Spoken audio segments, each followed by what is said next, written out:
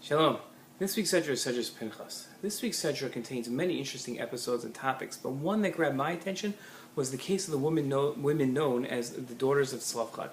In this case, the daughters of a deceased man named Slavchad approached Moshe with a legal question. They stated, "Our father died in the desert, but he was not in Korach's group of evil people that came together against God.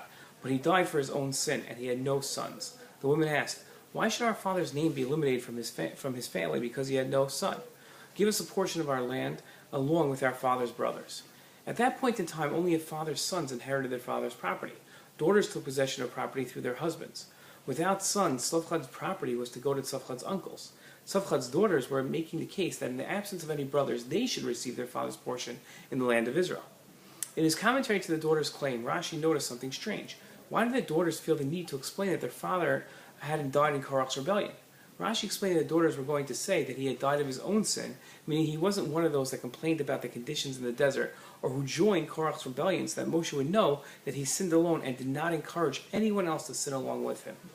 In the Ramban's commentary to this same episode, the Ramban continued Rashi's explanation, because Rashi doesn't explain why the daughters had to bring their father's sin up in the first place.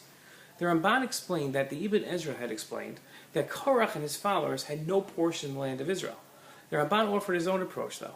He wrote that the daughters thought that Moshe hated Korach and his followers because they rebelled against Moshe. They thought they'd rouse Moshe's anger if they asked for an inheritance from one of those that Moshe hated. In order to ensure Moshe didn't get angry at them, they started off by saying that their father wasn't part of Korach's rebellion. Although the daughters' fear of Moshe getting upset at them was unfounded, their behavior teaches us an important lesson. When we want to discuss something significant with someone, it is important to take stock of where they are emotionally. There are times that we need something from someone else, and we tend to put our needs first without considering what the other person needs at the moment. We must always consider the other person before we think of ourselves. No matter how great our need is, it isn't enough to put ourselves first. It's an important lesson and one that I hope you'll take to heart. Shabbat Shalom.